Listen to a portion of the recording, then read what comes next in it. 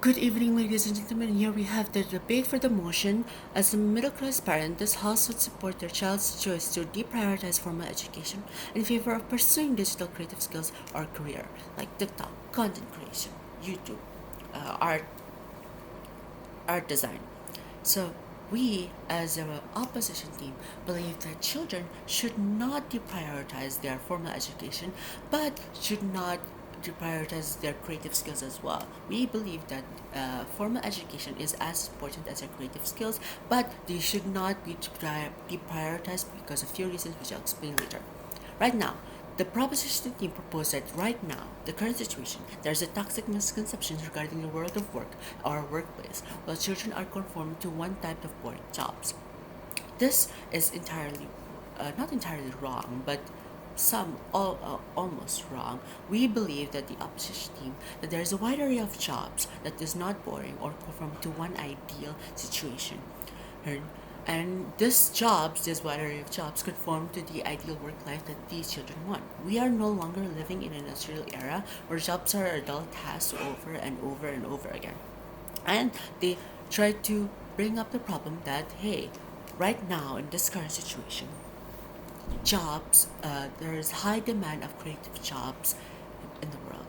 So, because of this high demand of jobs and less children are pursuing um, this creative job because of their parents not wanting them to pursue these jobs, this will create a problem of not giving these children the the rights they need or the ones they need. But we believe, as the opposition team, that these creative jobs are not in high demand or marketable in a lot of developing countries. So the proposition team states that jobs in the creative world are on high demand and are marketable. Well, unfortunately, we believe that doesn't prove any urgency to the problem, as opposition team believe there are jobs needed in the world, especially in developing countries, which most people are unfortunately living right now.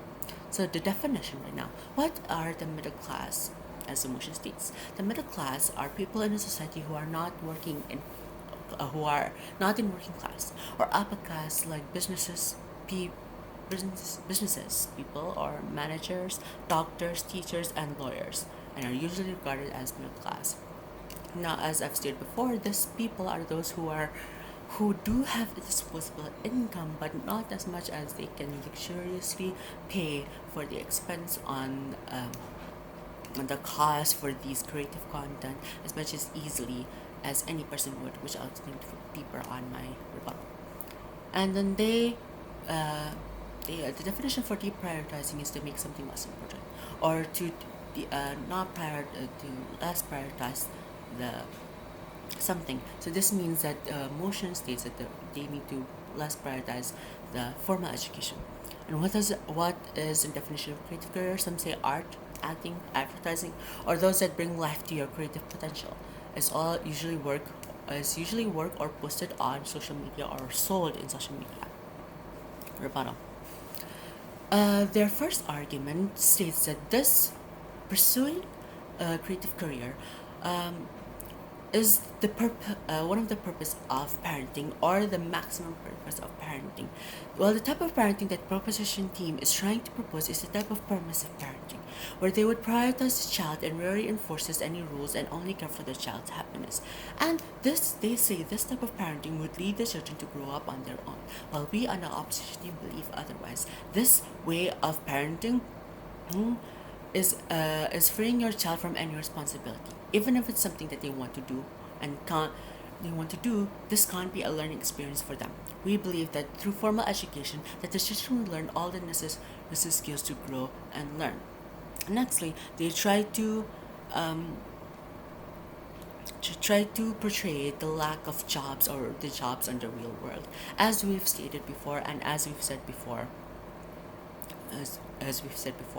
there are wide array of jobs that is no longer just on a desk, and there's wide array of jobs like engineers, scientists, air hostess, or air pilots, or something along those lines, where everybody gets that piece of cake. And lastly, they say that the mental health is a problem. That could be a problem, but we believe that by the children prioritizing formal education as well as their creative careers, they would not only have a better stable life, but their mental health will be fine as well, we believe.